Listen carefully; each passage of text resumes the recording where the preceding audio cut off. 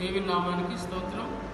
ఈ సాయంకాలం అందు ప్రత్యేకంగా పరిశుద్ధ గ్రంథంలో ప్రకటన గ్రంథం 3వ అధ్యాయం 20వ వచనంలో దేవుని వాక్యం ఇలా సెలవిస్తూ ఉన్నది.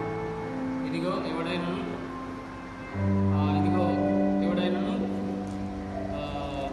దేవుని సన్నిధిలో ఇదిగో నేను తలుపు వద్ద నుండి తట్టుచున్నాను, ఎవడైనా నా స్వరం విని తలుపు తీస్తే అతనితో నేను భోజనం చేస్తానని దేవుని వాక్యం సెలవిస్తూ ఉన్నది.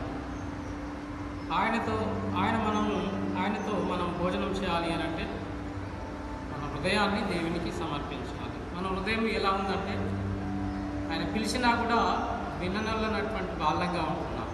ఆత్మ సంబంధంగా దేవుడు మనల్ని పిలుస్తూ ఉంటాడు. మన హృదయం అనేటటువంటి తలుపు తట్టుతూ ఉంటాడు. కాబట్టి ఆ తట్టినటువంటి సమయాన్ని, ఆ స్వరాన్ని మనం ఎవరైతే విని మన యొక్క హృదయంతోకి ప్రభువును విశ్వసిస్తాము, ప్రభువును ఆహ్వానిస్తాము, అట్టి వాళ్ళతో దేవుడు భోజనం చేయడానికి ఇష్టపడుతూ ఉంటాడు. చూడండి, లోకపరంగా చూస్తే ఒక వ్యక్తి, గొప్ప వ్యక్తి వచ్చి మనతో భోజనం చేసినప్పుడు ఎంతో సంతోషం.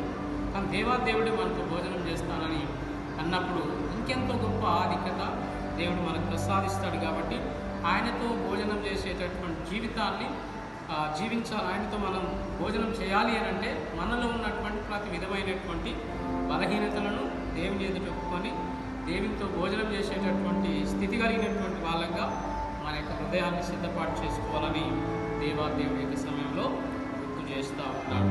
కాబట్టి ఆయన మనం తట్టుతుంటాడు, మన హృదయమైన తలుపును తట్టుతుంటాడు. కాబట్టి ఆయన స్వరాన్ని వినే వాళ్ళంగా దేవుడు మన గట్టి కృప మనకందరికీ కూడా సహాయం చేయనుగాక.